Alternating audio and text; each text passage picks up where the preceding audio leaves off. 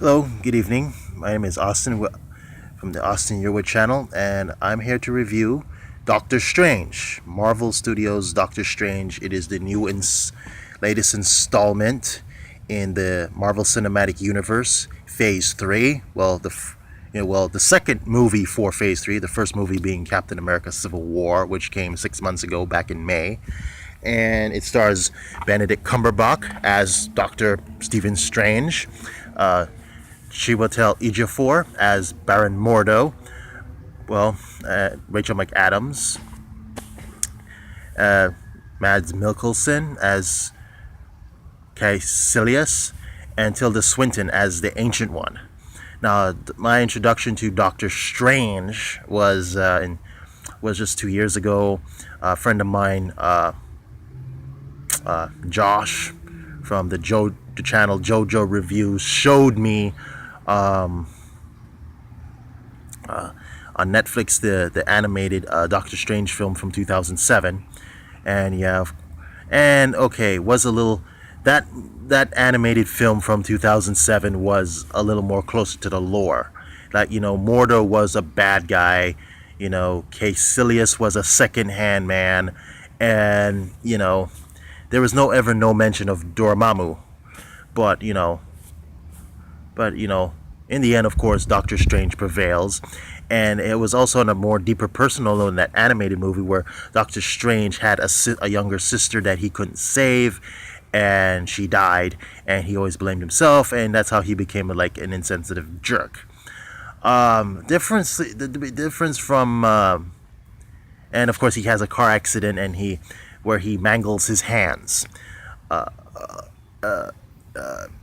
Now, this movie is, you start with, it starts with Caecilius, played by Mads Mikkelsen, and stealing this book where these certain forbidden rituals are in it, and he's stopped by he is stopped by the Ancient One, played by Tilda Swinton, and they take these, they escape through this portal and into the city, into what looks like London, and they're running through the streets of London, and she puts him in a mirror zone where the real world is not affected. In other words, where if they fight, it doesn't damage the city. It's like it's a fight that's happening in the mirror dimension. Yeah, the mirror dimension is like they fight in the mirror dimension, and the outside world is not affected. So it's like a fight is occurring for us in the real world. There's a fight occurring that we're not seeing. Not kind of like the pretty different from the chaos and destruction that everyone does witness when say, like with the Avengers, they throw down with Ultron, or they throw down with Loki, or they throw down with Thanos. That's another couple years from now. But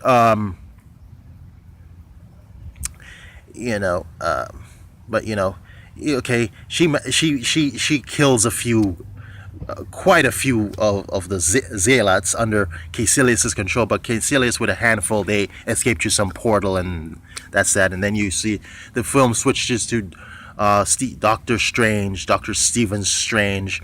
He's a surgeon, he's pretty cocky, but he's very likable, kind of like has that, kind of like gives us that, kind of is like a flashback of the very first Iron Man. When we meet Robert Downey Jr. as Tony Stark before he becomes Iron Man, he's a freaking douche, but he's just so likable at the same time. He's just that likable douche. In the same case with, Doctor Strange before his terrible accident, is like he's pretty, cocky, but yeah, he's a likable douche. Yeah, can't say that about some person running for president right now, but so he actually, there's Rachel McAdams, their fellow doctors. She asked him for a second opinion on this person with a bullet wound in his head, and he helps her out, and then it turns out they were lovers, and he invites her to his dinner. to go to this speaking engagement with him. But good thing she refuses, because that's when he gets into his accident by being distracted on the phone. He's looking on the phone, and then he makes the wrong turn, and the car spins around, goes off a cliff, crashes, and then as the car crushes, it's like he has his hands on the wheel, and the meters in the car like compacts and captures his hands and crushes his hands.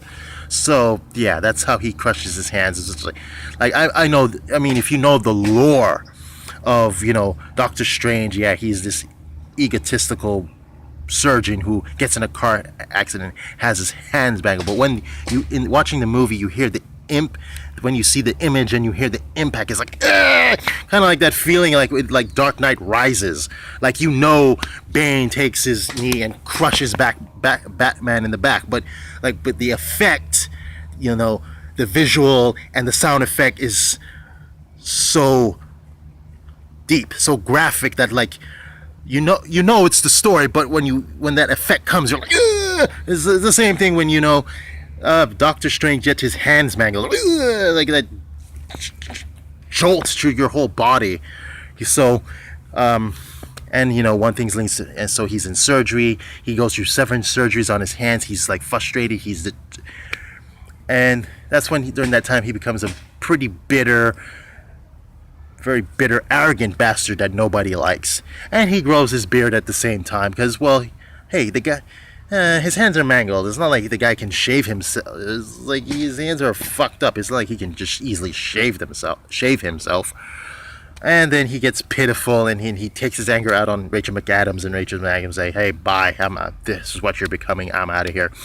And then he meets up with he finds about the Benjamin Bratt, how Benjamin Bratt had a pretty messed up accident himself, and so he miraculously couldn't walk again, but somehow a few months later he was able to walk, and then he meets up with Benjamin Bratt, and then Benjamin Bratt tells him like, hey, this is where you go, and he goes there and meets up with the Ancient One, and that's when we get to the really cool trippy effects like what we see in the trailer, where he gets all snarky with Tilda Swinton, the Ancient One, and she hits him and knocks him into some astral dimension where his spirit is floating around, and then she pulls him back, and then she sends him to some other dimensions where he's